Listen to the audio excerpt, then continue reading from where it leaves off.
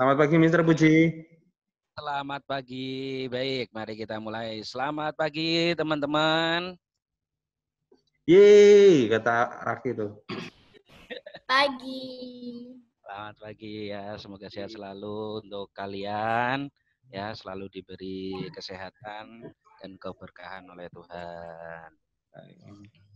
Baik, ya sesuai agenda kita pada hari ini, yaitu talkshow tentang Mari Bersama Perangi Corona. Ya, hari ini akan dipimpin oleh saya, Mr. Puji, nanti dibantu oleh Mr. Niko, ya, dan sudah ada Bapak Ibu juga yang hadir. Baik, sebelum memulai kegiatan kita pada hari ini, mari kita awali dulu dengan berdoa, ya, agar acara kita pada hari ini bisa diberkahi oleh Tuhan yang berdoa. Saya persilahkan.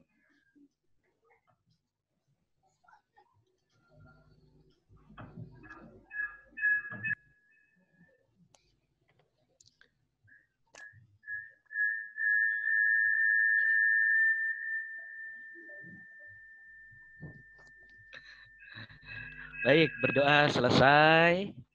Nah, teman-teman, sebelum kita memulai kegiatan pada hari ini, ada beberapa aturan yang perlu kita taati bersama. Ya, yang pertama, nanti sebelum narasumber kita menyampaikan materi-materi yang luar biasa, ya, saya mohon untuk semua peserta ya bisa mematikan mikrofonnya ya agar acaranya bisa berjalan lancar biar tidak suaranya tidak saling bertumbukan. Begitu ya.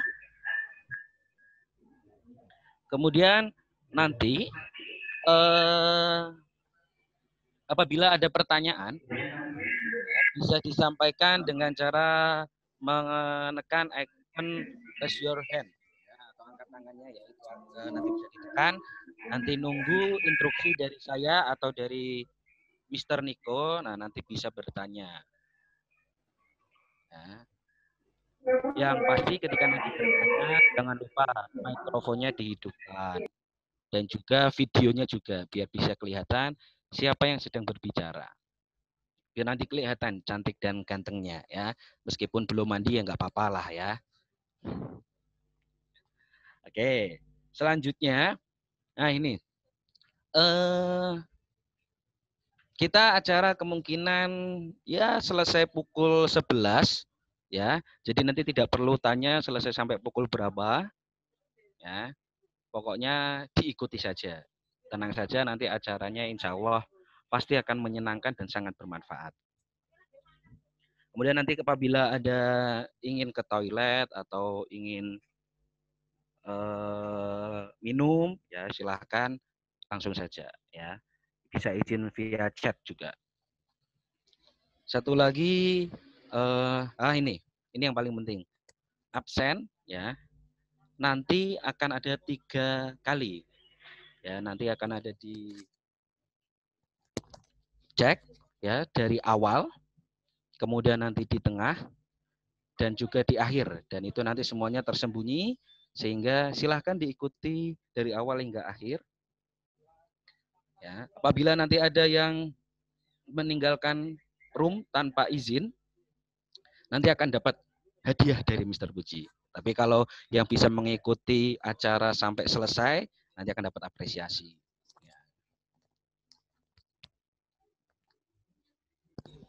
Itu lebih kurangnya seperti itu aturan yang harus kalian laksanakan selama kegiatan. Ya, silahkan nanti bisa bertanya ya kepada narasumber. Kebetulan kita mempunyai narasumber yang hebat, ya, yang luar biasa. Ustaz, izin mandi. Wah, mandi ya dari tadi. Mosok ini acara mau selesai. Baru bangun. Acara mau mulai kok baru mandi ya. Baru bangun. Nanti kamu ketinggalan materi ya. Kemudian jangan lupa nanti silahkan bertanya ya, apabila ada materi yang kurang paham atau ada seputar hal lain yang ingin ditanyakan berkaitan dengan kesehatan bisa ditanyakan ya, karena nanti akan ada hadiah yang luar biasa dari sekolah untuk yang aktif bertanya. Begitu ya, bisa kita mulai teman-teman. Oke, ya, bisa kita mulai. Baik. Sebelum memulai, saya akan perkenalkan dulu terlebih dahulu narasumber kita yang luar biasa. Ya, beliau bernama Dr. Elizabeth Sukma Puspita Dewi. Lulus kedokteran Undip tahun 2018, lulus profesi kedokteran Undip tahun 2020. Ya. Sekarang sedang mempersiapkan program internship. Itu kesibukan yang sedang dilaksanakan sekarang. Hobinya nonton film. Nah, ini nanti mungkin bisa sefrekuensi dengan kalian, ya. Ya udah, langsung saja kita panggilkan, beri apresiasi yang luar biasa, beri tepuk tangan secara online, ya, kepada Dr. Elizabeth Sukma Puspita Dewi. Halo, dokter. Ya, halo semuanya. Ya, halo. Kedengaran ya suaranya ya? Ya, terdengar. Ya, selamat pagi semuanya. Selamat pagi. Sehat-sehat masih ya? Alhamdulillah sehat. Ya, ini Dokter Elizabeth dipanggilnya Dokter Elizabeth Sukma Puspita atau Dewi atau Elis, ya. Elis, ya. Dokter Elis, ya.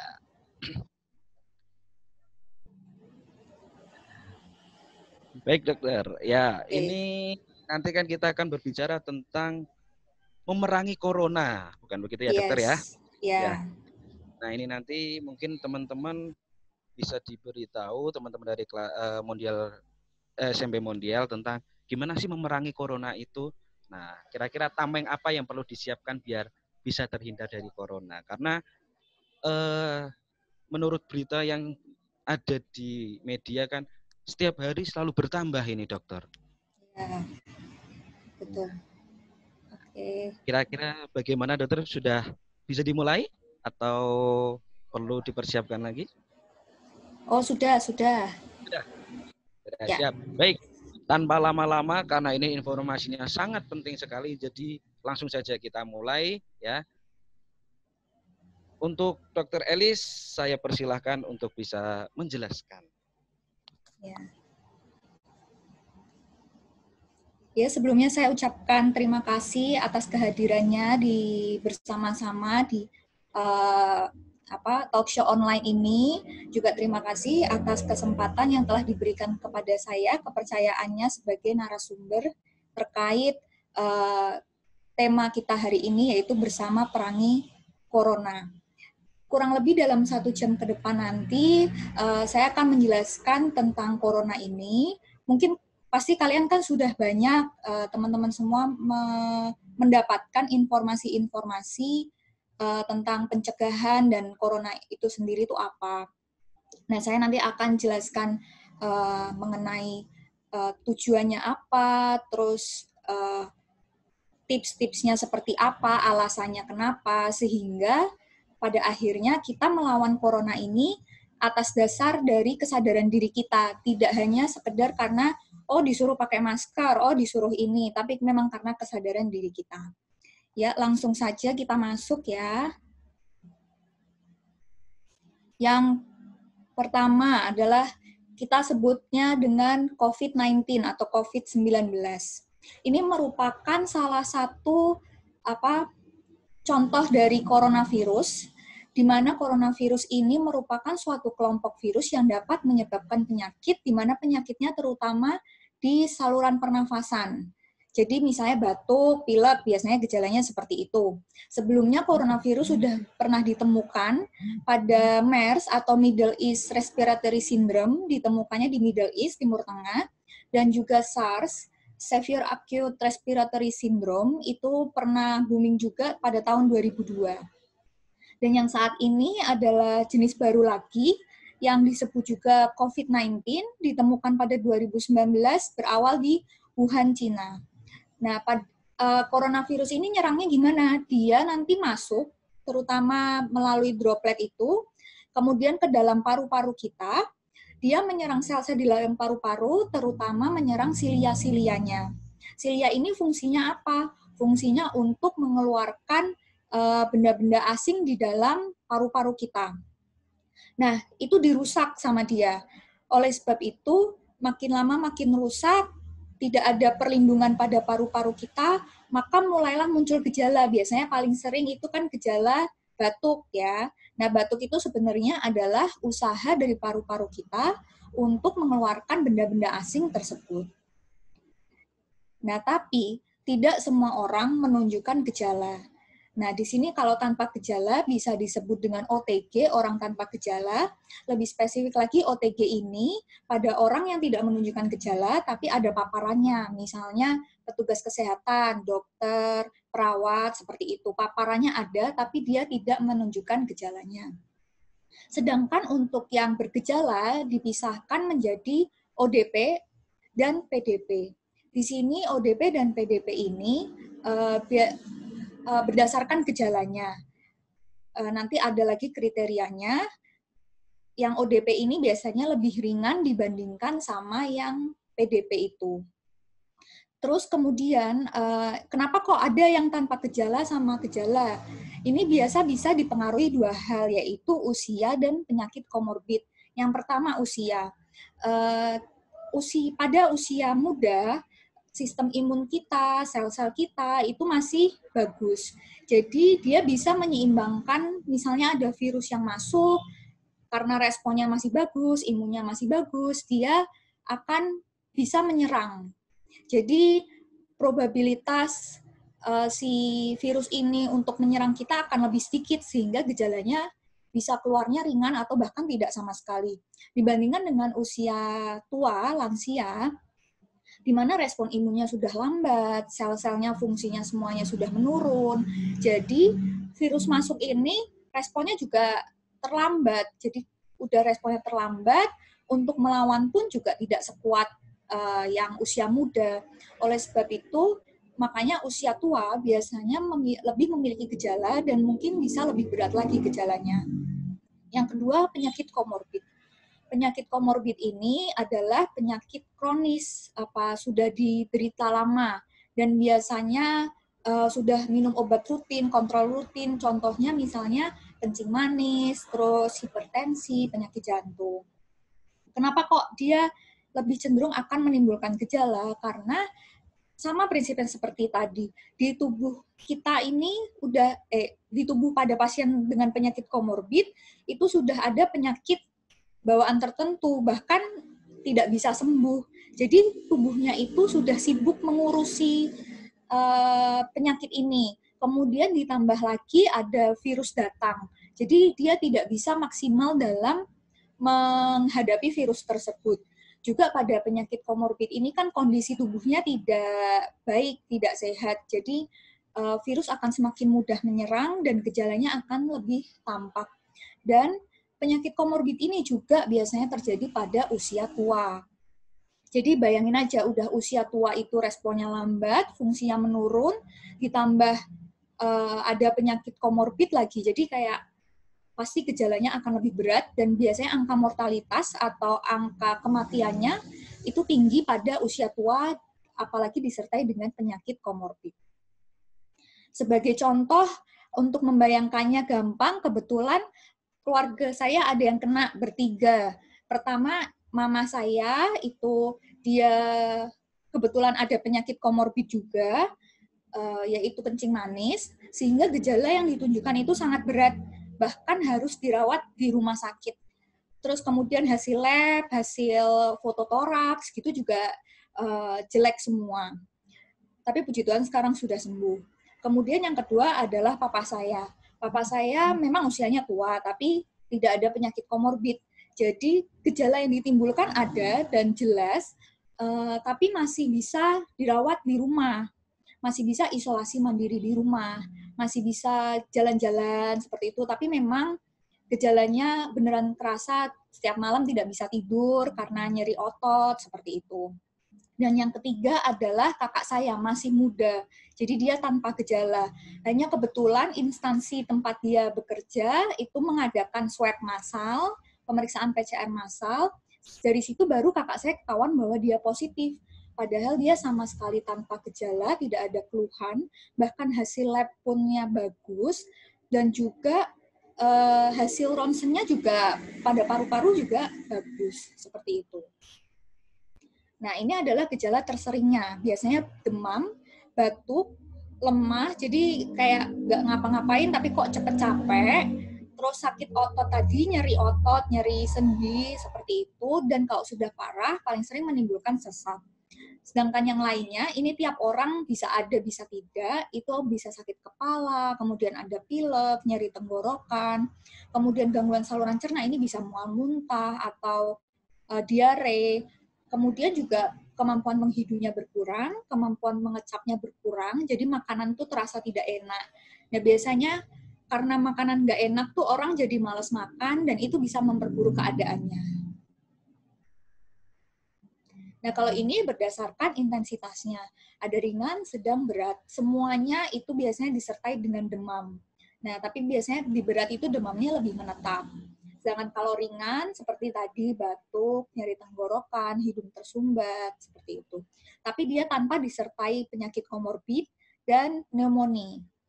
Sedangkan pada gejala sedang, dia disertai demam, tapi usaha nafasnya sudah ada. Jadi sesak nafas, batuknya terus-menerus, nafasnya menjadi cepat, seperti itu.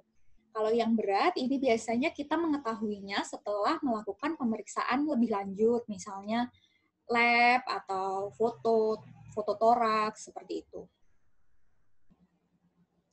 Nah, pada dasarnya coronavirus, yaitu virus dan virus-virus yang lain itu, dia self-limiting disease, di mana dia istilahnya sembuh sendiri, hanya memanfaatkan imun di dalam tubuh kita.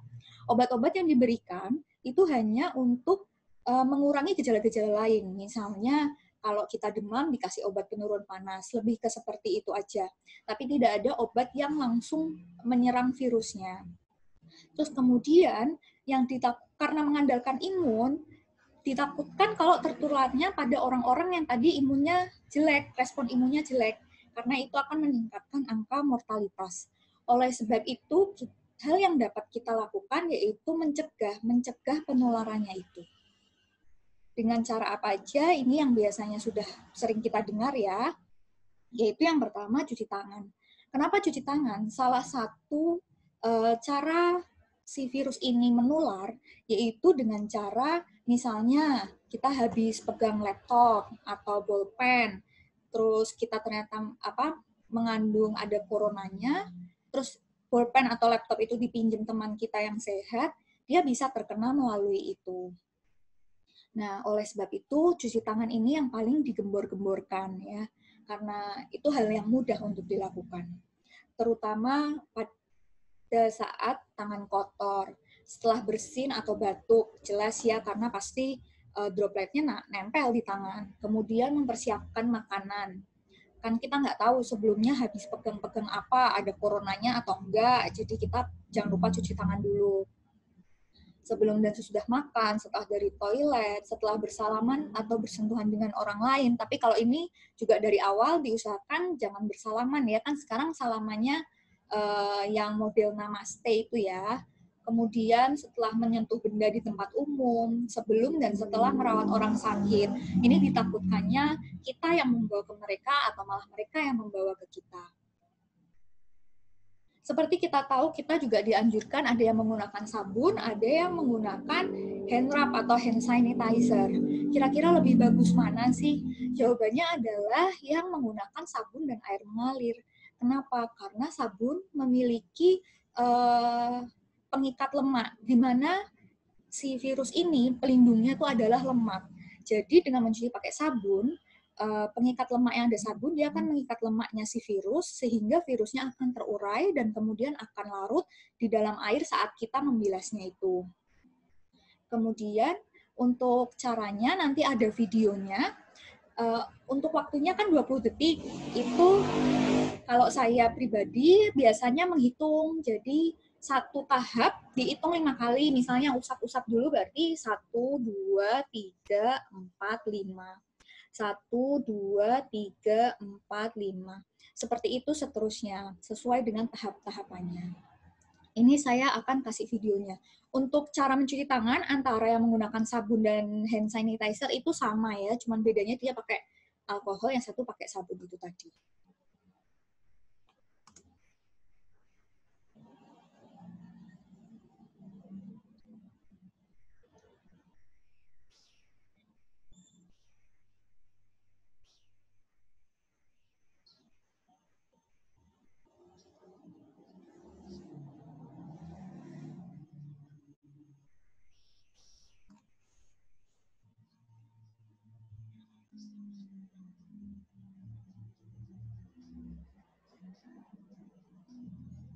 Basahi tangan dengan air sama ambil sabun.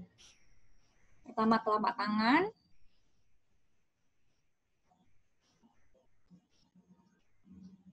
sela-sela jari,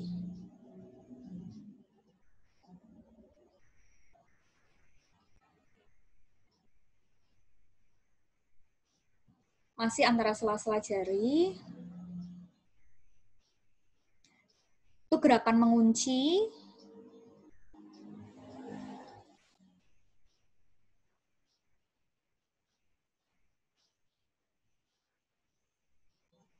Kemudian ini untuk di sela-sela jari.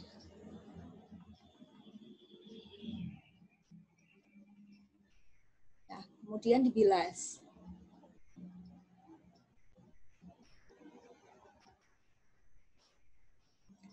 Mematikannya pakai tisu tadi. Atau misalnya kalau nggak ada tisu, nggak ada apa, pakai siku.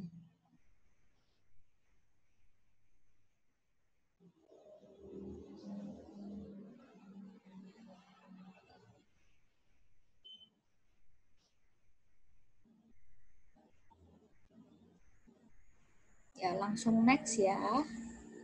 Kemudian yang selanjutnya adalah penggunaan masker. Kenapa masker ini harus digunakan? Cara kedua di mana virus itu dapat menular, dan yang paling sering itu adalah melalui droplet. Droplet itu bayangkan aja seperti uap. Kita ngomong ini aja kan kerasa kayak ada uap dari mulut kita, nah itu sudah bisa mengandung droplet-droplet, terutama bila kita batuk dan bersin. Nah, untuk itu kita harus menggunakan masker, karena untuk fungsinya masker itu mencegah si droplet-droplet ini tersebar ke orang di sekitarnya. Jadi dia hanya tertahan di sekitar kita aja. Siapa sih yang harus pakai masker? Kalau zaman sebelum pandemi ini, biasanya menggunakan masker hanya yang sakit, karena supaya dia istilahnya menyimpan virusnya itu untuk dirinya dia sendiri, supaya nggak tersebar ke orang lain. Nah, namun sekarang semua orang diwajibkan untuk menggunakan masker. Supaya, karena kita balik lagi ke awal, karena ada orang yang tanpa gejala itu tadi. Jadi orang itu mungkin merasa sehat, kan? Tapi dia nggak tahu kok ternyata di dalamnya ada coronanya, terus misalnya kok dia ngomong tanpa masker, kan itu bisa menularkan ke orang lain. Jadi alangkah lebih baik supaya semuanya menggunakan masker. Anggap semua orang itu sakit untuk berjaga-jaga seperti itu. Terus kita pilih yang surgical mask apa yang kain. Untuk kita, untuk sehari-hari, kain itu sudah cukup. Ada penelitian juga, dia sudah benar-benar bisa menghalau droplet-droplet itu, walaupun memang tidak yang dihalangi tidak sebanyak yang punya surgical, tapi dia sudah cukup membantu. Apalagi kita itu bisa melakukan social distancing, ya kan? Sedangkan kalau surgical mask dan N95 ini diperuntukkan kepada tenaga medis yang memang tidak bisa menjaga jarak dengan pasien-pasiennya. Kan harus memeriksa pasien ya, jadi pasti nggak bisa social distancing. Jadi diperuntukkan untuk tenaga medis. Kalau kita pakai yang kain. Gimana caranya? Seperti biasa, cuci tangan sebelum dan setelah menggunakan masker. Yang dipegang tuh bagian talinya aja. Kemudian jangan memegang masker selama dipakai jadi pegang-pegang itu kan sama aja ada kotorannya, ada virusnya. Kemudian kalau pakai harus nutupin dari hidung sampai ke dagu. Karena sering tuh nemuin mereka tuh nutupnya cuman kotak di sini. Ya, itu kurang efektif, harus dari hidung sampai menutupi dagu. Terus setelah itu, misalnya udah dicopot, kalau memang pakai yang surgical, jangan lupa mungkin dipotong dulu supaya terhindar dari oknum-oknum yang nakal yang ngambil dari sampah terus dijual lagi. Kalau yang masker kain bisa langsung dimasukkan ke tempat cucian. Kemudian cara mencuci masker kain ini, prinsipnya untuk sterilisasi, jadi harus pada tempat yang panas dan jangan lupa diberi deterjen itu tadi. Kemudian dikeringkan dan bisa digunakan seperti biasa lagi. Nah, ini ada maskerku melindungimu, karena masker yang aku pakai itu akan mencegah droplet-droplet dari aku ke kamu. Begitu pula maskermu bisa melindungi aku. Kemudian etika batuk dan bersin.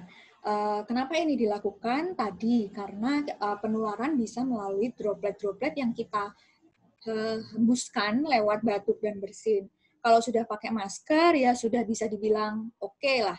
Kemudian tapi kalau di rumah tanpa masker, apa yang harus dilakukan? Biasanya kita pakai telapak tangan. Nah itu jangan, karena kalau misalnya pakai telapak tangan, dropletnya ada di tangan, kemudian kita tadi pegang-pegang barang, terus dipegang sama orang lain, itu bisa menularkan lagi. Jadi disarankan pakai siku bagian dalam, jadi kayak ngetein gitu. Terus, karena kalau di bagian siku dalam, dia kan tidak buat megang-megang lagi, jadi resikonya akan lebih kecil. Atau bisa nutup pakai tisu atau sapu tangan, kemudian habis itu dibuang, atau cuci tangan dengan sabun setelah melakukan batuk dan bersin tersebut. Kemudian jangan menyentuh muka, terutama saat sebelum cuci tangan. Kenapa? Terutama di ini, bagian T-zone. Tisunya tapi meliputi mata, hidung, dan mulut. Karena mata, hidung, dan mulut itu mengandung mukosa-mukosa. Bayangin aja mukosa ini tuh dia langsung ada pembuluh darahnya, langsung menuju ke organ dalam kita. Jadi misalnya kalau di tangan kita dilalah ada virusnya, terus kita ucek-ucek kayak mbaknya itu suka nggak sadar kan, itu bisa masuk ke dalam mukosa di bagian matanya kita, terus dia bisa masuk ke aliran pembuluh darah dan kita jadi terinfeksi. Jadi kalau mau pegang muka, harus hati-hati, cuci tangan terlebih dahulu, tapi ini agak susah karena biasanya kita suka nggak sadar. Tapi harus diingat-ingat ya sekarang. Kemudian selanjutnya adalah social distancing. Kenapa kita harus social distancing? Sebenarnya prinsipnya sama lagi, yaitu untuk mencegah penyebaran melalui droplet-droplet yang bisa tersebar hanya dengan kita berbicara, dan juga dari sentuhan-sentuhan, karena kita nggak tahu mereka habis pegang apa, terus nyentuh kita, salaman sama kita.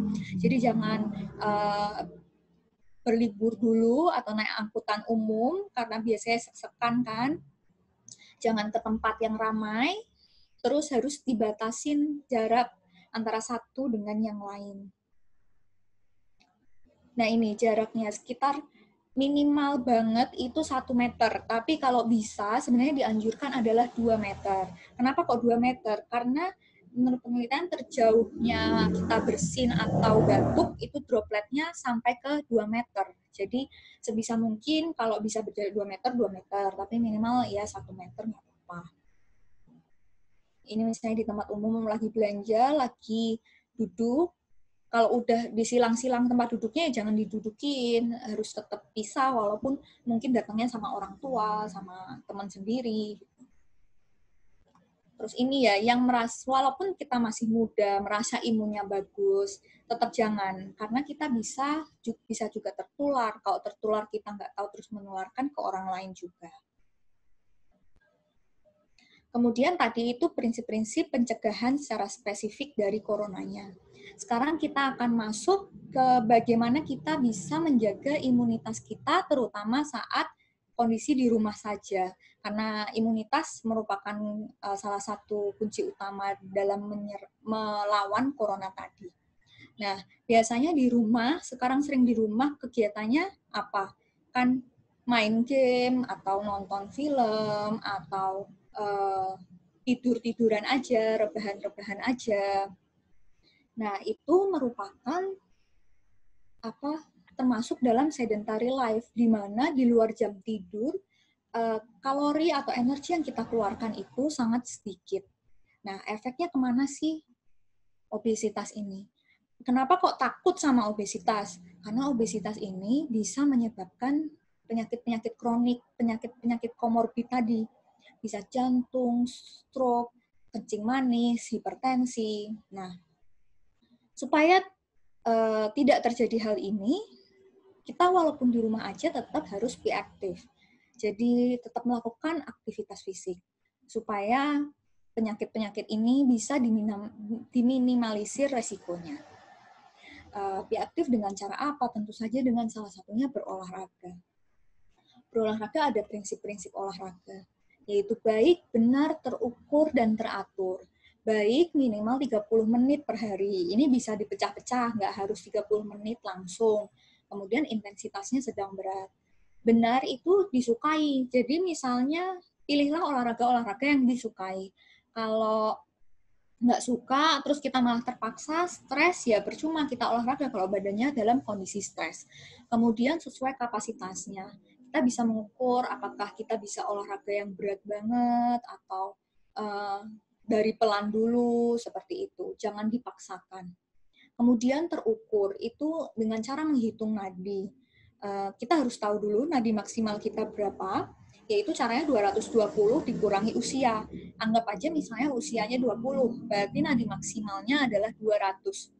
Kemudian nadi ideal setelah olahraga adalah 60-80% dari nadi maksimal tadi. Jadi kalau nadi maksimalnya 200, berarti nadi idealnya setelah olahraga adalah sekitar berapa? 120 sampai 160. Kemudian untuk teratur, dia 3-5 kali per hari. Jadi yang 30 menit itu bisa dipecah jadi 3-5 kali. Kemudian dilakukan 3 kali seminggu. Itu paling minimal ya. Jadi kalau bisa setiap hari sih lebih bagus. Nah, ini adalah contoh-contoh dari olahraganya. Misalnya kalau yang low level, itu dia ringan. Misalnya cuman sekedar mengandalkan ada gerakan fisik, tapi tidak ada penekanan lebih. Jadi cuman sekedar habis duduk, berdiri, kemudian mencuci piring, memasak, gitu. Kalau yang average level, yang sedang, itu dia sudah mulai, nafasnya itu mulai terengah-engah, tapi masih bisa terkontrol. Jadi misalnya melakukan peregangan, sepedaan, angkat-angkat perabot, naik turun tangga, menyapu, mengepel, itu sudah bisa termasuk. Cuman diingat, menyapu mengepel kan sebentar. Jadi untuk mencapai 30 menitnya itu, kalau cuma sekali nyapu ngepel ya belum dapat gitu. Kemudian yang high level, itu biasanya udah terengah-engah sampai kita tuh susah ngomong juga, itu biasanya bisa angkat berat, lari, jogging, kemudian olahraga-olahraga yang kompetitif, misalnya basket lawanan gitu, volley lawanan. Kalau tadi average itu olahraga sendiri, permainan olahraga sendiri itu masih bisa, misalnya latihan volley, ngangkat-ngangkat bolanya aja, atau dribble-dribble bola sendiri, gitu bisa termasuk dalam average. Dan itu juga bisa dilakukan di rumah, tidak harus keluar rumah. Nah, kemudian ini tips untuk bermain. Kalau misalnya kita ada di depan komputer terus-menerus. Tapi bukan berarti setelah tahu tips-tips ini, jadi bebas mau bermain kapan aja ya. WHO itu juga sudah mengeluarkan bahwa kebanyakan bermain itu bisa memicu pada kesehatan mental kita. Bisa lebih sensitif, lebih emosi, lebih mudah marah. Itu disebabkan karena apa? Karena kita hanya fokus di game, kita kurang interaksi sosial. Jadi kita kalau mau nge-game diimbangin dengan interaksi sosial.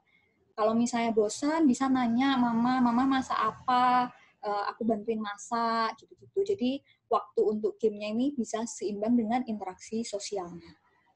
Oke, masuk di tips bermainnya. kebanyakan di depan laptop, layar-layar, gadget gitu, bisa menimbulkan computer vision syndrome yang artinya ada gejala pada mata, leher, yang karena penggunaan komputer terlalu lama tersebut. Jadi yang dirasakan bisa penglihatan ganda, matanya buram, kering, kemudian sakit kepala, sakit leher.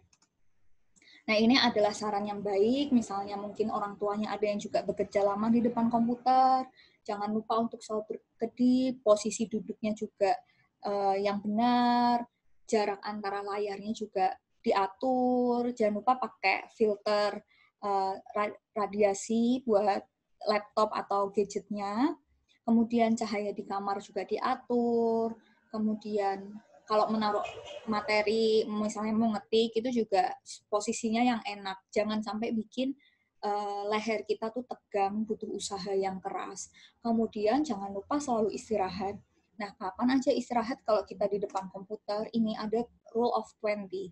Jadi istirahat setiap 20 menit selama 20 detik dengan cara melihat objek sejauh 20 kaki atau 6 meter. Ini harus disempatkan.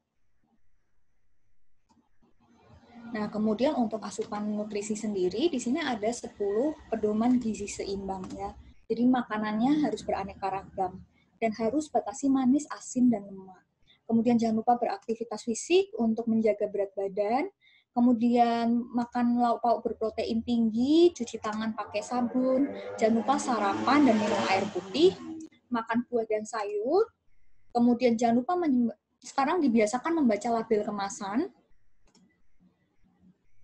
Kemudian syukuri apa yang telah diberikan ya, karena tidak semua orang bisa seberuntung kita, mungkin makanannya tidak bisa bervariasi seperti kita.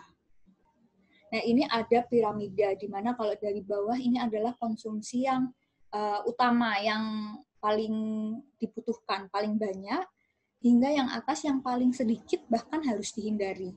Yang pertama adalah karbohidrat. Ini dibutuhkan banyak. Kenapa? Karena merupakan sumber energi kita, sumber energi utama kita untuk kegiatan dalam sehari-hari kita. Bisa dilihat di gambar piring di sebelahnya, makanan pokok ini dia mengisi dari sepertiga dari setengah piring kita. Bebas mau pilih apa aja, mau nasi, singkong, tela, jagung, sagu. Tapi jarang ya, memang biasanya kita makannya nasi. Kemudian yang kedua terpenting yaitu sayuran dan buah. Bisa dilihat di piring sebelahnya, sayuran dan buah sendiri menempati setengah dari porsi piring kita. Ya, kenapa kok dia penting? Karena dia sumber vitamin yang berfungsi untuk melengkapi kebutuhan tubuh kita, membantu meningkatkan imunitas kita. Kemudian ada serat membantu pencernaan kita. Dia bisa menarik lemak-lemak dari dalam pencernaan kita sehingga bisa larut lemaknya, kemudian terbuang bersama-sama. Kemudian juga sebagai antioksidan. Antioksidan ini untuk menyerang radikal-radikal bebas yang setiap hari, setiap saat selalu masuk di dalam tubuh kita. Pilihannya bebas, semakin yang berwarna-warni ini biasanya yang sering ditemuin, banyak dikonsumsi, seperti itu. Kemudian lauk pauk. Ini dia sebenarnya cuma dibutuhkan sedikit karena dia hanya mencari proteinnya. Ya, protein kan berfungsi untuk meregenerasi sel-sel yang rusak. Nah, dibutuhkan dikit untuk untuk mencegah masuknya lemak karena biasanya protein ini gabungannya sama lemak kayak daging itu kan ada lemaknya, keju, telur, ayam, seperti itu. Jadi secukupnya saja, biasanya cuman ini, sepertiga dari setengah piring kita. Memang yang paling direkomendasikan ikan, karena dia proteinnya bisa setara dengan daging-dagingan, tapi lemaknya bisa lebih minimal. Ya. Memang daging ini bisa memenuhi segala protein yang ada di dalam tubuh dibandingkan protein nabati. Nabati itu misal kacang-kacangan, antara satu kacang yang satu dengan kacang yang lain itu protein yang dipenuhin itu beda-beda. Nggak bisa satu kacang memenuhi protein kita semua. Jadi kalau memilih untuk protein nabati, harus dicampur. Jadi harus ada kacang ini, kacang itu, supaya proteinnya seimbang. Kalau daging itu misalnya cukup makan satu, itu sudah bisa memenuhi protein kita. Kemudian batasi gula, garam, lemak. Ini kenapa dibatasin? Karena juga 3 hal inilah yang menunjuk kita, bisa memicu kita pada penyakit komorbid tadi, dari jantung, kencing manis, kemudian hipertensi atau tekanan darah tinggi. Jadi memang harus dibatasi. Ini ya tadi tips-tips lainnya. Jangan lupa selalu sarapan, karena itu adalah kunci utama. Kita memulai hari harus ada energinya. Kemudian minum air putih 8 gelas per hari. Dan jangan jajan sembarangan, terutama jajan junk food yang minuman bersoda atau sekedar ciki-ciki. Ya memang enak sih, saya juga suka. Tapi dibayangin aja, dia cuma keripik-keripik. Apa ada vitaminnya? Apa ada mineral-mineral lainnya? Yang ada malah dia mengandung garam yang tinggi dan juga bisa mengandung lemak-lemak yang tinggi juga, bahkan gula yang tinggi juga. Lebih banyak mengarah ke yang harusnya dihindari tadi. Nah, jangan lupa berjemur. Sekarang udah mulai ramai orang berjemur. Supaya apa? Bisa mendapatkan vitamin D. Vitamin D ini selain buat tulang, dia ternyata bisa buat meningkatkan imunitas kita. Ya, gratis lagi kalau misalnya jemur di depan rumah aja kan. Nah, ini setiap disarankan pukul 9 sampai 10 pagi ya. Selama 10 sampai 15 menit. Ini bisa dilakukan bertahap. Misalnya 5 menit dulu, besok 10 menit dulu, atau ya langsung 10-15 menit.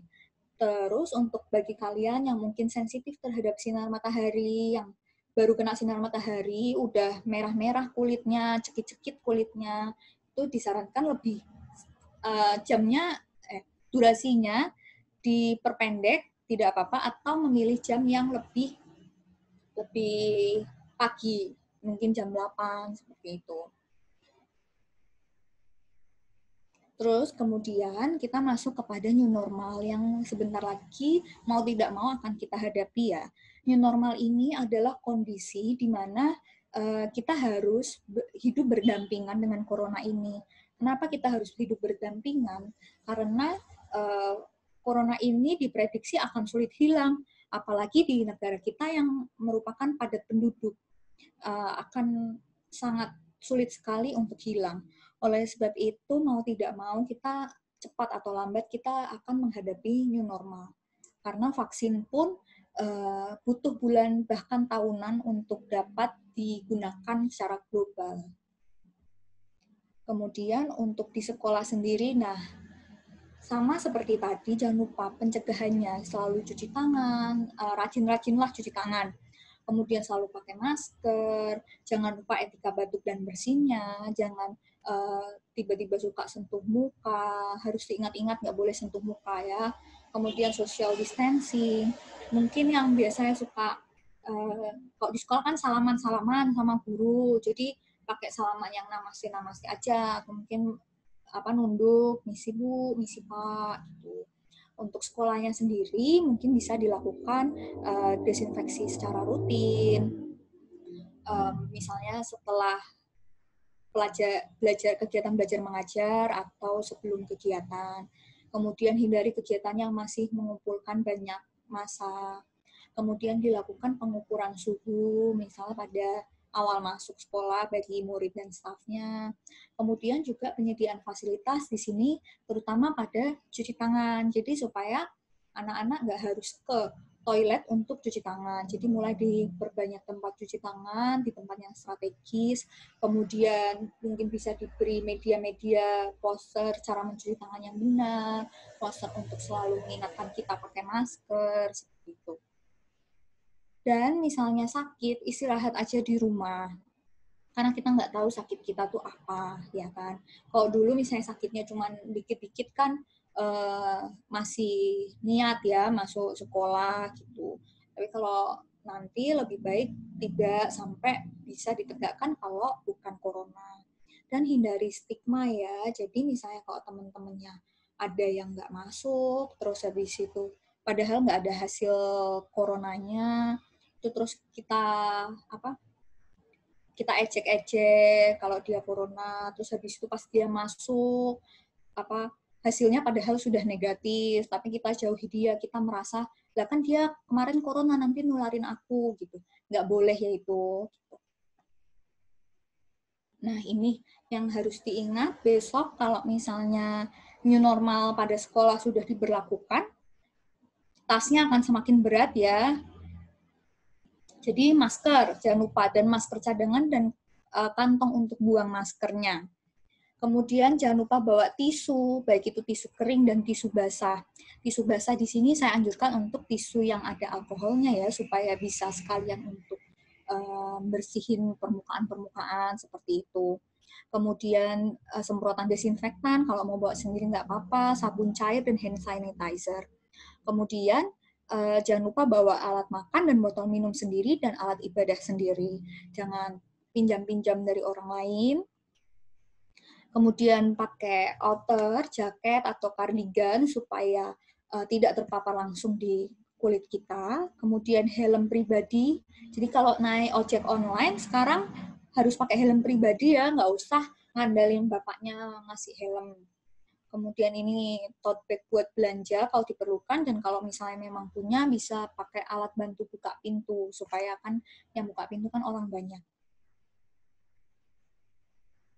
Nah, sudah sampai pada kesimpulannya, yaitu kita harus meningkatkan pencegahan terhadap coronanya itu sendiri, tadi dengan cuci tangan, masker, etika batuk bersin yang benar, jangan menyentuh muka, dan melakukan social distancing. Disertai untuk diri kita yaitu jaga imunitas, yaitu aktivitas fisik, asupan nutrisi, dan juga jangan lupa berjemur. Terus, kita menerapkan kedisiplinan dari pencegahan dan jaga imunitas tadi, supaya kita bisa menghadapi new normal yang nantinya akan datang. Akhir kata ini, kita sadar, ayo menghindar. Jadi, jangan iri atau bertanya-tanya, itu kok di luar udah ada yang nongkrong-nongkrong lagi, udah ada yang belanja-belanja lagi. Kita nggak usah terpacu pada dia. Kita tahu bahwa itu salah, kita tahu kita harus menghindar. Jadi, kita lakukanlah yang benar. Syukur-syukur kita bisa mengingatkan mereka. Kemudian kita taat, niscaya kita sehat. Jadi jangan lupa tadi kedisiplinan kita ya, supaya bisa terhindar dari penyakit-penyakit terutama yang saat ini lagi booming ya, coronavirus. Ya, sekian dari penjelasan saya. Mohon maaf kalau misal ada yang kata kurang berkenan. Semoga kita selalu diberi kesehatan terutama dalam pandemi ini. Semoga pandemi ini juga segera berakhir ya. Terima kasih atas perhatiannya. Iya, terima kasih Dr. Elis. Luar biasa tadi ya. Materinya yang sangat menambah wawasan kita. Baik, teman-teman, mungkin bagi kalian pasti ada pertanyaan-pertanyaan ya. Nah, ditahan dulu karena setelah ini ya kita berikan waktu Dr. Elis untuk istirahat sejenak, minum-minum dulu ya. Nah, selanjutnya akan ada sambutan dari Miss Vina sedikit selaku Kepala Sekolah SMP Mondial dan sedikit ucapan terima kasih. Kepada Miss Vina, saya persilahkan.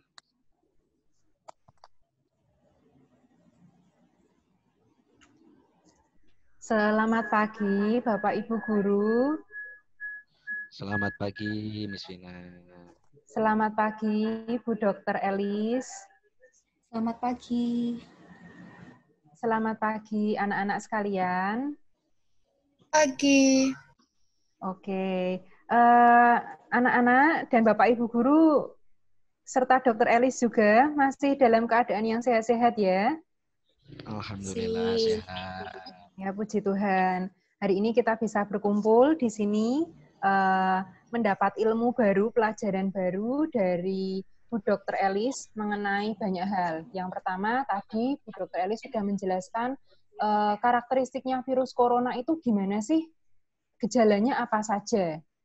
Nah, terus kemudian Bu Dr. Elis tadi juga sudah menjelaskan aktivitas-aktivitas apa saja yang sebaiknya kita lakukan saat kita ada di rumah nih, kita kan selama ini kalau nggak salah ingat, kalau Miss Vina nggak salah sudah 3 bulan ada di rumah. Kalian tidak pergi ke sekolah, Bapak Ibu guru bekerja dari rumah. Nah, aktivitas apa saja sih yang harus dilakukan? Kayaknya kan nggak sehat ya kalau kita di rumah itu cuman sekedar tiduran, mager, terus habis itu makan jajan-jajanan yang nggak menyehatkan, kayaknya itu kan kurang pas juga, karena di rumah kita juga harus menjaga kesehatan. Lalu kemudian tadi Dokter Elis juga menjelaskan mengenai apa sih yang harus kita lakukan ketika nanti kita masuk ke new normal gitu. Menurut Miss Vina tadi yang sudah dijelaskan Dokter Elis sangat bermanfaat untuk kita mempersiapkan diri kita meskipun saat ini kita masih ada di tahap masih belajar di rumah, masih distance learning untuk kalian semua. Terima kasih Dokter Elis sudah bersedia hadir pagi ini bersama-sama dengan Bapak Ibu Guru dan anak-anak SMP Mondial. Terima kasih juga sudah memberikan informasi yang berharga untuk kami, sehingga kami juga bisa belajar. Bahkan tadi Dokter Elis kalau tidak salah menyampaikan pengalaman pribadi yang ada di keluarganya. Ada keluarganya yang juga positif corona ya Dokter Elis? Iya. Ya, nah ini Dokter Elis adalah bukti nyata anak-anak bahwa corona itu bukan sekedar sesuatu yang bisa dianggap enteng loh, bukan sesuatu yang bisa dianggap main-main.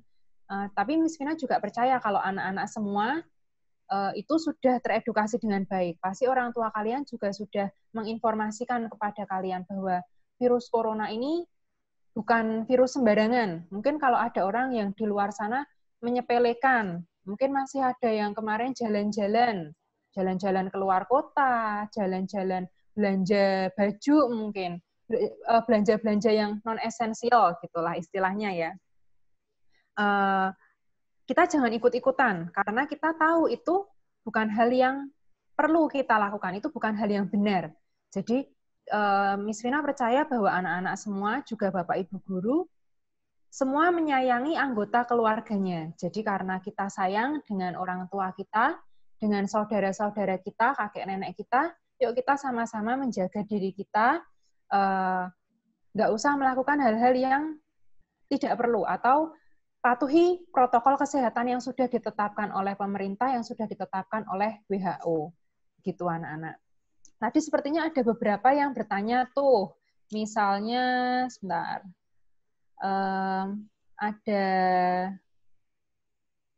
Faren tadi tanya nih, Faren tadi bertanya, kapan kita masuk sekolah? Kalau kapan kita masuk sekolah, supaya anak-anak semua juga tahu, mungkin ini juga jadi pertanyaan yang ada di benak anak-anak semua. Sejauh ini belum ada keputusan dari Kementerian Pendidikan maupun dari Dinas Pendidikan Kota Semarang kapan kita akan kembali ke sekolah. Tetapi untuk tahun ajaran baru itu akan dimulai pada 13 Juli. Jadi nanti anak-anak semua akan bersama-sama mulai masuk di tahun ajaran baru 13 Juli. Bukan berarti 13 Juli itu anak-anak sudah kembali ke sekolah, karena tetap kita akan mematuhi arahan dari Bapak Menteri, kita akan mematuhi arahan dari Bapak Kepala Dinas ya. Anak-anak tidak perlu khawatir. Takut kalau nanti, waduh Juli kita harus kembali ke sekolah, itu artinya kita harus masuk padahal masih corona nih.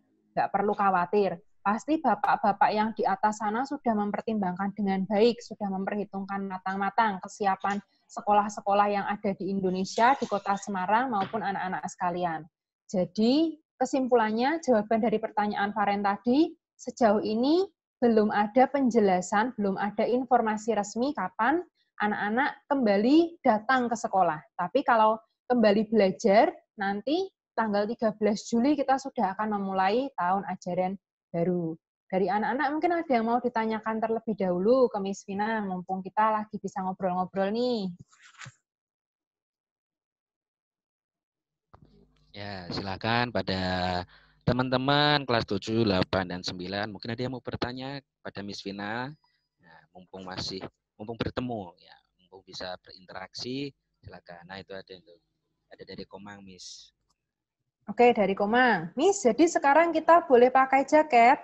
Oke, sekarang bolehkah kita pakai jaket? Nanti kita akan melihat lagi pada saat kita sudah masuk. Kan kita tidak bisa menentukan saat ini. Kalau saat ini, memang ketika kalian bepergian keluar rumah, kalian harus pakai jaket. Kenapa? Tujuannya untuk melindungi diri kita dari virus corona itu tadi. Gitu ya. Dan jangan lupa sepulangnya dari bepergian, ketika kalian sampai di rumah, jaket, pakaian yang dipakai langsung disisihkan untuk dicuci, kalian sendiri juga harus langsung mandi. Oke, cuci tangan. Gitu ya.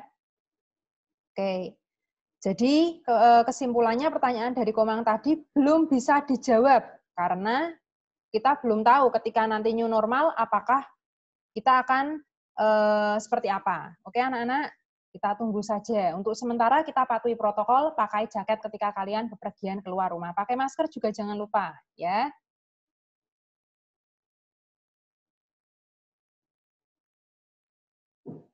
Oke, pertanyaan yang lainnya tadi dari Francine. Buku buat tahun ajaran baru gimana? Oke, untuk buku buat tahun ajaran baru anak-anak, dari sekolah merencanakan untuk mengadakan pengambilan buku pembelajaran nanti sistemnya drive-thru. Maksudnya, nanti orang tua kalian akan datang ke sekolah, tidak perlu turun dari mobil, nanti Bapak Ibu yang ada di sekolah, Miss dan Mister sudah menyiapkan paket-paket buku tersebut dengan nama kalian masing-masing. Ketika orang tua kalian datang, nanti tinggal diambil saja, lalu bisa kalian pakai buku itu untuk pembelajaran. Begitu. Kemudian pertanyaan lainnya. Kalau udah ada new normal, ekstra tetap ada nggak, Miss? Ini dari Raki. Kalau sudah new normal, ekstra ada nggak, Miss? Nanti kita tinjau lagi, Raki. Untuk saat ini, menurut Miss Vina, masih terlalu dini untuk mengatakan nanti kita akan ekstra lagi, atau nanti kita tidak akan ekstra lagi. Karena kita belum tahu. Semoga vaksinnya bisa cepat ketemu, jadi kalian bisa kembali beraktivitas seperti normal lagi ya. Oke. Kemudian tadi Francine ada pertanyaan lagi. Kalau yang mengambil bukan orang tua, nggak apa-apa, misal sopir. Boleh diambil sopir, tidak masalah. Yang penting nanti orang tua kalian sudah mengisi secara lengkap buku-buku apa saja yang akan kalian ambil dari sekolah. Begitu. Jadi nanti orang tua kalian berkomunikasi awal dengan sekolah, sopirnya tinggal mengambil, boleh-boleh saja, tidak menjadi masalah. Ada lagi mungkin yang perlu ditanyakan, anak-anak?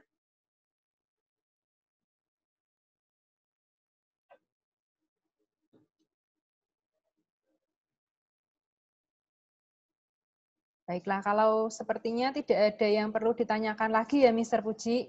Ini bisa kita lanjutkan saja. Siap. Ya, ini bisa kita lanjutkan saja sesinya dengan apa yang selanjutnya tanya jawab dengan Dr. Elis ya. Elis, iya, ya. Miss. Saya kembalikan ke Mr. Puji untuk waktu dan tempatnya. Terima kasih banyak. Semoga kita sehat selalu. Amin, amin, amin. Baik, terima kasih Miss Vina atas arahannya, atas informasinya. Nah, ya itu tadi sudah dijelaskan oleh Miss Vina bagaimana tentang kedepannya kita dalam bersekolah ya. Mr. Puji tahu bahwa kalian memang sedang rindu ya untuk kembali ke sekolah karena Mr. Puji juga sudah rindu juga. Tapi ya kita berdoa sajalah semoga virus corona bisa segera hilang dari bumi dan bisa kembali normal sehingga kita bisa kembali untuk bertemu dan saling bersapa. Nah, baik, selanjutnya sesi tanya jawab. Nah, mungkin tadi yang sudah ada di unek-uneknya nih, pengen tanya. Nah, saya persilahkan untuk bertanya kepada Dr. Elis. Ya. Silahkan, ada siapa yang mau bertanya? Nah, ada dari Francine, Dr. Elis. Kalau misal masker yang bukan kain, yang biasa dipakai tenaga medis, boleh dicuci dan dipakai lagi, atau hanya boleh masker yang kain? Nah, itu. Kalau masker medis itu yang surgical mask itu tidak boleh dicuci ya, itu hanya sekali pakai. Jadi kalau mau yang dicuci, dipakai berkali-kali, itu hanya masker kain. Nah, itu seperti itu ya, Francine ya. Jadi yang bisa dipakai berulang-ulang hanya yang masker kain ya. Kalau masker yang untuk tenaga medis itu hanya sekali. Sekali langsung buang dan jangan lupa untuk dipotong terlebih dahulu. Begitu ya, dokter ya tadi ya. Ya. Ya, ini selanjutnya dari Tri Mardianto ya. Tri Mardianto ya, ada dari Pak Tri gitu. Itu kebetulan dari guru PKN. Guru. Oh ya, mohon maaf Pak Tri. Itu jiwanya juga tetap muda kok meskipun sudah guru. Ya, saya coba jawab ya. Jadi vaksin ini dia kalau suntikan ke kita, dia akan menimbulkan semacam antibodi. Jadi dia udah kenal sama coronavirusnya. Jadi kita bisa istilahnya kebal dengan coronavirus. Itu sama seperti misalnya polio atau apa, dulu kan sempat mewabah juga. Dengan ditemukannya vaksinnya, kita di dalam tubuh sudah ada antibodi, sehingga kalaupun ada yang masuk, itu sudah ada yang memerangi dia. Jadi kemungkinan kecil untuk sampai sakit atau bahkan menularkan ke orang lain itu bisa diminimalisir. Bahkan diharapkan bisa tidak ada sama sekali, seperti polio pun kan sekarang sudah jarang ditemukan. Ya, jadi begitu ya cara kerjanya vaksin ya, Dok ya. Oke. Ya. Untuk teman-teman dan Bapak Ibu guru yang lain mungkin agar lebih enak kita dalam berinteraksi, mungkin apabila ada yang bertanya bisa menghidupkan mikrofon dan juga videonya. Nah, nanti biar Dr. Elis itu juga bisa melihat siapa sih yang sedang bertanya. Nah, saya juga biar bisa mengobati rasa rindu saya ya, seperti itu. Silahkan kalau ada yang mau tanyakan lagi. Bisa. Ya, lanjut ya. Ya, silakan. Selanjutnya Marco. Pakai masker kain. Ya, Marco silakan disampaikan Marco pertanyaannya.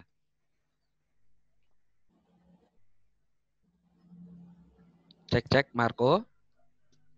Oh, AFK Marco. Oh iya. Ya. Yang lain mungkin? Tea, silakan Tea. Oh ini katanya nggak bisa pakai mic. Oh, tidak bisa pakai mic. Ya, jika pakai masker kain dan diberi tisu, apakah bisa membantu? Itu bisa membantu. Tanpa tisu pun sekarang sudah dipercaya bahwa masker kain saja itu juga sudah bisa meminimalisir penyebaran dari droplet-dropletnya itu. Kalau diberi tisu berarti kan akan tambah lapisan lagi, jadi juga sama membantunya. Seperti itu. Nah, seperti itu ya Marco ya. Jadi tanpa tisu pun nggak apa-apa. Ya, yang penting maskernya itu masker yang wajah ya, jangan masker mulut ya, jangan masker wajah. Nanti pakainya masker pengkoang kamu. Pak Puji. Terus kemudian ya. Silakan ya, Tea. Mana? Mungkin nggak sih kita udah pernah kena corona, tapi karena kita sehat, imunnya tinggi, sembuh sendiri, kita nggak sadar. Ya, saya jawab ya. Itu silakan, mungkin bisa terjadi. Jadi kita nggak sadar kena corona karena mungkin tanpa gejala itu tadi. Terus juga karena waktu juga dia akhirnya bisa kalah dengan imun kita sendiri. Itu bisa. Makanya biasanya rapid test ini kadang kan ada yang positif, tapi begitu dicek swab ternyata negatif. Nah ini adalah contoh dari kita sembuh sendiri tanpa kita tahu. Terbukti dari antibodinya sudah terbentuk, tapi virusnya sudah tidak ditemukan di dalam tubuh kita. Baik, terima kasih dok. Tapi ini Terima pertanyaan kasih. yang menarik tadi, ya sama-sama Iya. dari Tia juga dok. Kalau misalnya seperti itu dok, ya apabila kita sudah terkena dan sembuh, mungkin nggak kalau kita bisa terkena lagi dok? Atau akan otomatis kita akan kebal akan corona? Nah, itu tergantung dari apa ya nyebutnya, strain, tipe, subtipe coronanya. Kadang dia sudah masuk di tubuh kita, terus menciptakan antibodi. Tapi yang masuk itu tidak sama persis seperti yang tadi masuk. Nah, antibodinya ini bisa udah kenal atau belum kenal. Biasanya kalau sampai menimbulkan gejala lagi, berarti antibodinya ini yang belum kenal. Jadi dia strainnya baru lagi. Gitu ya. Baik, terima kasih dokter. Ya, yang lain Iya. silahkan. Berarti itu sekarang corona ada banyak modelnya. Ini menjelaskannya agak susah sih. Seperti contohnya DHF, itu ada kan orang yang udah terkena DHF bisa terkena DHF lagi, tapi dia sebenarnya virus yang sama, cuman seperti apa ya, molekul spesifiknya itu agak sedikit berbeda, tidak dikenali oleh siapa tadi, antibodinya. Ya benar sih bisa dikatakan subtipenya bisa ada banyak.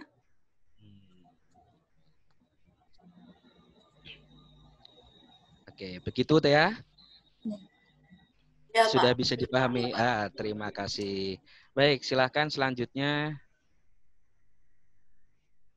Ini mana nih? Ya, bisa menghidupkan mikrofonnya yang ingin bertanya. Ya, Bu Yose, silakan Bu Yose. Halo. Yes, halo Ibu. Bu. Ya. Selamat pagi, terima kasih bisa berjumpa dengan Dr. Elis. Selamat pagi. Ya, selamat pagi. Saya ingin bertanya ini, Dr. Elis, apakah penggunaan sarung tangan itu perlukah? Karena saya melihat di Jawa Timur itu kok ketika ada istilahnya operasi oleh pihak kepolisian, itu sarung tangan sudah masuk dalam belangko itu, dan itu masuk dalam tilang kalau tidak dipakai. Nah, ini sejauh mana sarung tangan itu harus dipakai? Itu yang pertama. Kemudian berikutnya adalah tentang ini, apa maksudnya rapid test dan swab ya. Itu saya paham tapi hanya sedikit-sedikit, saya ingin lebih jelas tentang rapid test, terus swab, kemudian ada istilah reaktif, non reaktif. Ya. Begitu ya. Dr. Elis. Iya, saya coba jawab. Sebenarnya dari sumber yang saya baca, misalnya WHO atau dari tempat kita sendiri, itu penggunaan sarung tangan ini kurang efektif. Kenapa kurang efektif? Karena kita pakai sarung tangan, tapi kita habis pegang-pegang, terus nggak cuci tangan lagi, kan sama aja, itu virusnya udah nempel di sarung tangan, tapi kita tidak cuci tangan. Nah, itu. Kecuali kalau misalnya kita ingat sudah pakai sarung tangan, setiap pegang tetap cuci tangan lagi, jangan pegang-pegang lagi, itu mungkin akan lebih efektif. Tapi kita yang lupa itu tadi, merasa sudah pakai sarung tangan, tapi padahal kita masih pegang-pegang sembarangan, seperti itu. Kemudian tadi adalah rapid test dan swab ya. Sebenarnya seperti kita tahu juga, swab itu PCR. Untuk bahasa awamnya saya coba jelaskan. Jadi untuk yang swab, ini untuk diagnostik. Jadi untuk menegakkan, ya orang ini sakit, gitu. Jadi yang dilihat adalah virusnya. Makanya kenapa kok dia paling spesifik ya, paling bisa diandalkan. Sedangkan kalau rapid test itu dia hanya menilai antibodi. Nah, antibodi ini virus sudah masuk. Antibodi ini bisa belum ada, bisa belum keluar. Jadi hasil rapidnya negatif. Atau sudah pernah sembuh, berarti virusnya nggak ada, tapi antibodinya ada, hasilnya bisa positif. Seperti itu bedanya. Seperti itu mungkin ada yang ditanyakan lagi. Ya, Itu ada bagaimana Bu istilah, Yose? ya, masih ada istilah reaktif gitu. Itu bagaimana? Oh iya, itu nyebutnya memang reaktif dan non-reaktif gitu. Jadi memang apakah ada antigen yang bereaksi terhadap itu, antibodi seperti itu. Itu kalau Ya. dikatakan, kalau diistilahkan reaktif itu berarti yang bersangkutan sehat gitu ya dokter ya? Belum tentu, itu hanya sekedar menandakan bahwa ada antibodi di dalam tubuh. Oh, begitu. Ya. Nah, untuk memastikannya, makanya kalau reaktif dia harus lanjut pemeriksaan swab. Gitu. Untuk tahu apakah dia yang sudah sembuh atau yang masih sakit. Itu hasil swab itu berapa lama ya, Dokter Elis? Wah, ini beda-beda, tapi kalau dulu sih orang tua saya agak lama karena pusat ini labnya itu kalau di Jawa Tengah waktu itu masih di Salatiga.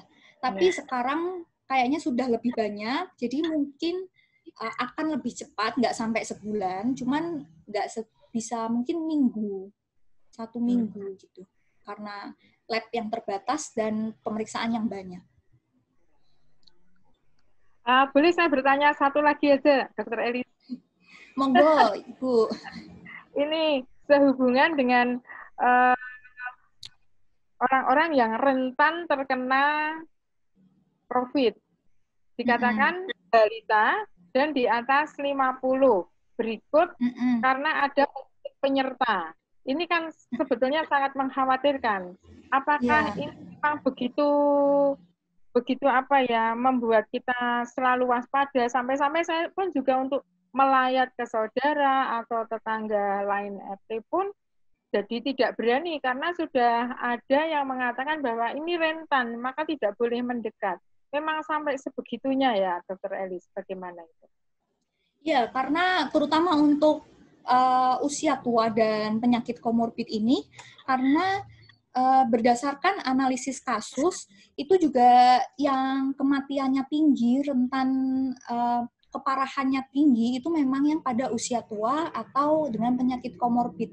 Karena memang, ya tadi, kita hanya bisa mengandalkan imun ketika orang-orang ini imunnya saja itu sudah responnya yang lambat dan fungsinya yang berkurang. Seperti itu. Baik. Terima kasih, Dokter Elis. Ya, sama-sama. Baik. Terima kasih Bu Yose. Nah ini Dokter Elis, jadi menanggapi yang masalah masker ya, yang bisa digunakan berulang dan tidak. Ini tadi ada pertanyaan juga dan kebetulan mic-nya tidak bisa digunakan, Dokter Elis. Oh ya. Dia pernah melihat tayangan di YouTube bahwa ada cara untuk mensterilkan masker. Nah itu berarti apakah hoax atau tidak? Nah. Ya, kalau menurut saya berarti itu hoax ya, karena bahkan di box-nya sendiri itu ada tulisannya disposable, artinya satu kali pakai. Gitu. Bahkan di situ, kalau praktek sehari-hari, itu pun juga sekali pakai. Bahkan mungkin kalau misalnya orangnya yang infeksius sekali, itu bisa dalam satu pasien kita ganti lagi. Kayak gitu. Jadi, nggak bisa hanya sekedar dicuci.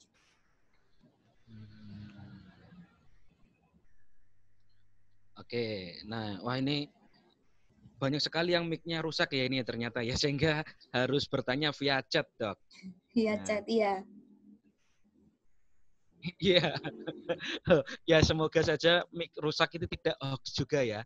Nah ini juga tadi ada dari Raki, vaksin itu didapat dari mana sih, Dok? Nah. Ya, ini kayaknya ada yang berkaitan tadi, kalau nggak ada. Oh, sama Varen itu, vaksin. Ya. Oh, ya. Dia bilang, ya benar, vaksin adalah virus yang dilemahkan. Jadi dilemahkan supaya tubuh kita membentuk antibodi, ya kan? Nah, terus kalau dilemahkan bisa menguat lagi atau enggak? Prinsipnya tuh ya entah dia tambah kuat atau tidak, tapi di tubuh kita sudah ada antibodi yang bertugas untuk melawan itu semua. Jadi tujuannya dari virus yang dilemahkan adalah tubuh kita udah ada antibodi dulu nih, gitu. Jadi kalau ada yang masuk, kuat, apa-apa kita udah kayak, udah kenal, langsung serang. Gitu. Oh, jadi seperti itu ya, Dok. Nah, itu tadi statement dari Faren. Ini juga bagus. Corona cukup kuat berarti ya, Dok, ya, hitungannya ya, untuk bisa menyerang manusia ini. Iya, ya banyak sih virus-virus lainnya juga, cuman ini lagi booming corona. Oh, begitu ya, ya. Nah, berarti Faren dan teman-teman juga berarti harus menjaga kesehatan lebih baik lagi ya, karena corona ini sedang gencer-gencernya melakukan aksi ya ini ya. Seperti itu. Baik, mungkin ada lagi yang mau ditanyakan.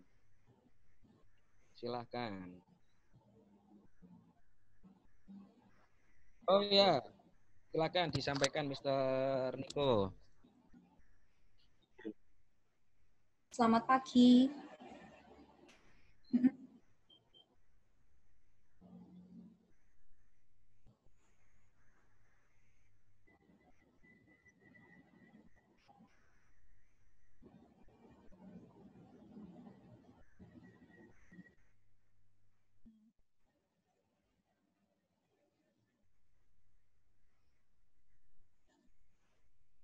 Ya.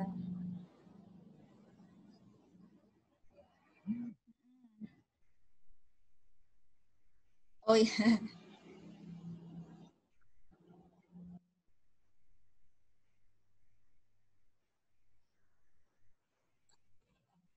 Ya.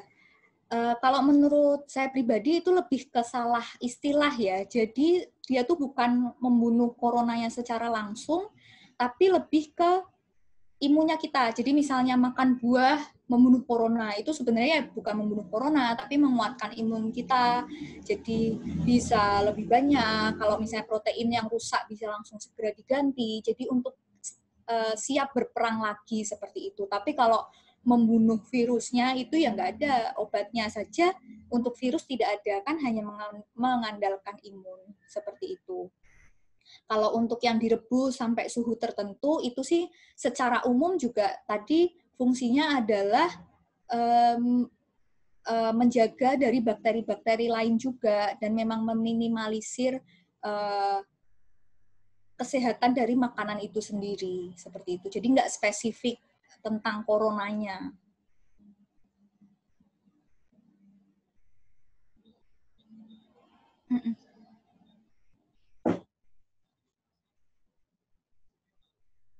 Oh iya,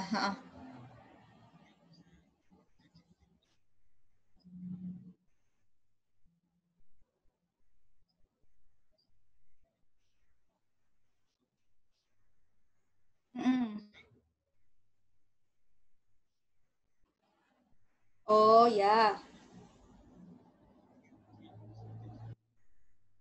Oh, jadi virus ini kaitannya dengan di benda ya. Kalau di benda itu dia sebenarnya ada waktunya sendiri. Jadi istilahnya mungkin bukan dorman ya. Jadi misal habis baru banget dipegang, terus kita pegang itu jelas bisa menularkan. Tapi misalnya udah beberapa hari, jadi itu bisa hilang dengan sendirinya. Maksudnya bisa kemungkinan resikonya akan lebih kecil karena memang ada umurnya, di tiap benda itu berbeda-beda seperti itu. Cuman untuk masing-masing benda kira-kira berapa jam dia hilang, berapa apa, bahkan WHO sendiri tidak mengatakannya karena dalam tahap itu masih dalam penelitian juga seperti itu.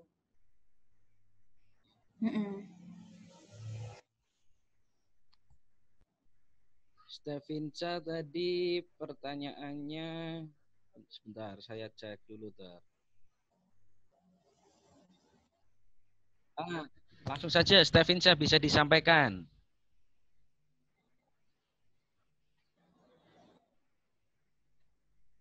Oh, AFK lagi atau mic-nya rusak juga. Wah, ini sepertinya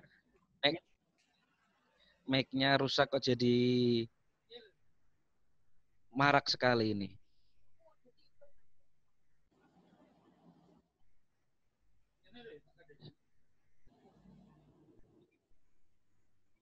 Pertanyaan.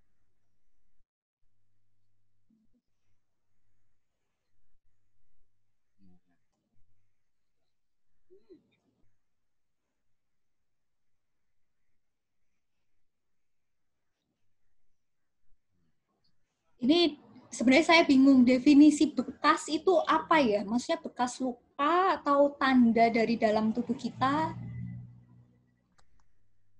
Mungkin ada tandanya mungkin. Nah, apakah kalau kayak cacar gitu kan ada tanda-tandanya. Nah, mungkin ada membekasnya, mungkin seperti itu. Tanda bekas Oh, fisik mungkin maksudnya. kalau untuk bekas fisiknya itu sebenarnya nggak ada ya, tergantung dia manifestasinya kemana. Tapi sejauh ini yang jelas ya tadi itu antibodi di dalam tubuh kita itu menandakan bahwa kita pernah terkena suatu penyakit. Nanti yang spesifik misalnya antibodi corona berarti kita pernah terkena corona tersebut. Seperti itu. Tapi kalau yang secara fisik sih sejauh ini tidak ada ya. Tapi kalau yang non fisik ada, Dok. Misalnya jadi Itu tadi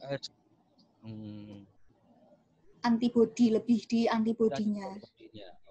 Sama mungkin hasil ini foto paru, misalnya kalau memang waktu ronsen itu sudah sampai pneumonia, apalagi pneumonia berat, karena kalau paru itu dia susah, bahkan cenderung tidak bisa memperbaiki sel-sel yang sudah rusak. Jadi tanda itu akan masih ada. Jadi kayak ada tatonya gitu di paru-parunya gitu lah, Dok ya. Ya, itu pun kalau awalnya juga paru-parunya beneran rusak yang gimana-gimana gitu.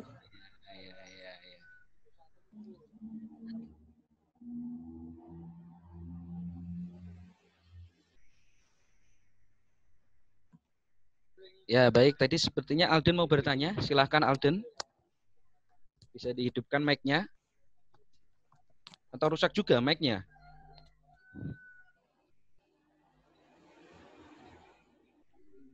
Alden? Oh.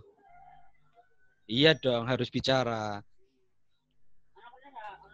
Ya, harus bicara. Silakan.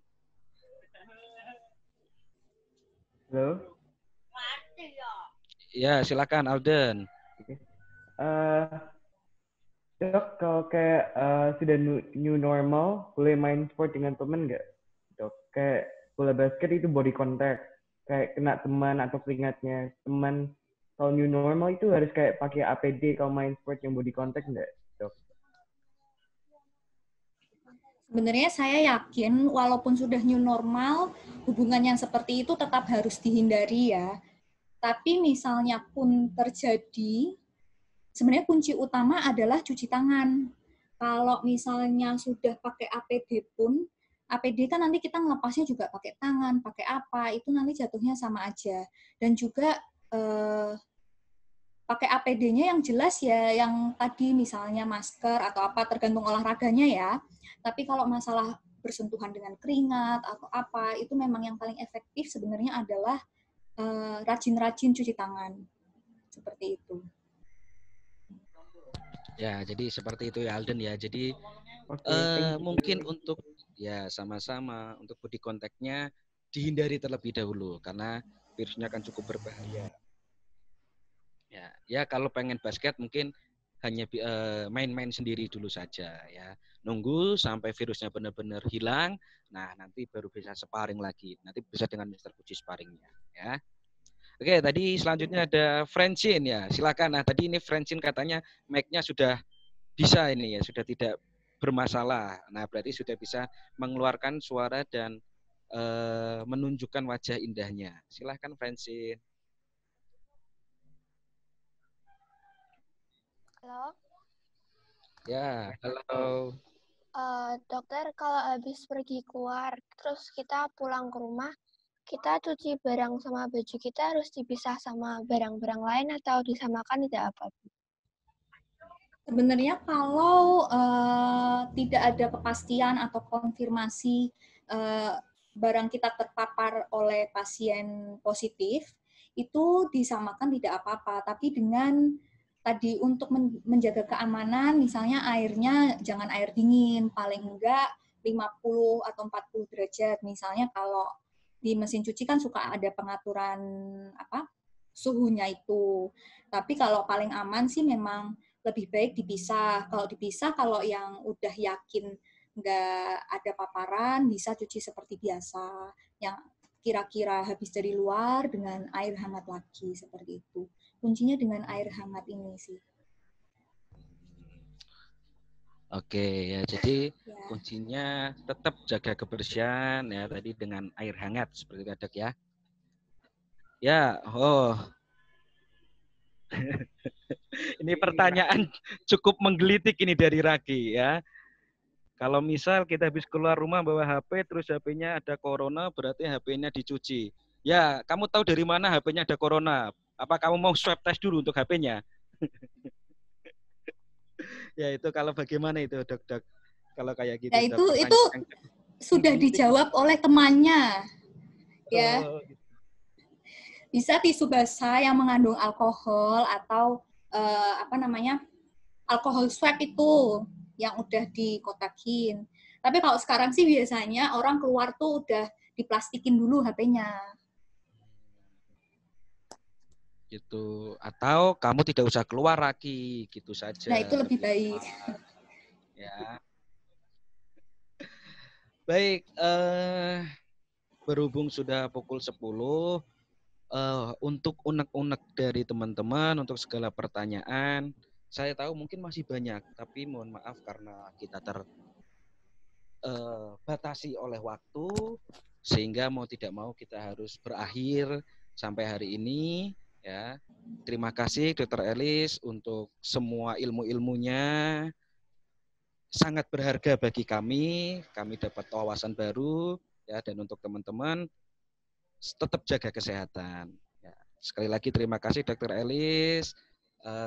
Kami minta maaf kalau tadi banyak salah-salahnya atau mungkin pertanyaan dari teman-teman Mondial tadi cukup aneh-aneh, kami mohon maaf. Ya, terima kasih juga atas kesempatan dan kepercayaan yang telah diberikan kepada saya. Semoga yang saya jelaskan selalu bermanfaat. Jangan lupa disiplin, jaga kesehatan, sayangi keluarganya. Ya, sehat-sehat terus ya, Dr. Elis ya. Ya, amin. Ya. Teman-teman silakan sampaikan terima kasih pada Dr. Elis. Ya. Terima kasih. Ya, sama-sama. Baik, sebelum kita tutup, tadi kita mengawali dengan doa, mari kita tutup juga dengan doa. Semoga kita selalu diberi keberkahan oleh Tuhan, selalu diberi kesehatan oleh Tuhan, dan semoga virus ini cepat segera pergi sehingga kita bisa berkumpul lagi seperti sedia kala dalam keadaan sehat. Berdoa, saya persilakan.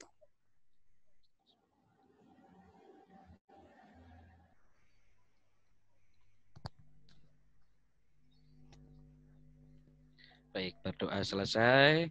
Sekian dari saya selaku pembawa acara pada kegiatan hari ini. Mohon maaf apabila tadi dalam memandu acara banyak salah-salahnya, banyak kurang-kurangnya. Sekali lagi dari saya, tetap jaga kesehatan, ya, jangan perbanyak game, ya, makan sayuran jangan lupa. Pokoknya tetap jaga imunitas kita. Terima kasih, selamat pagi.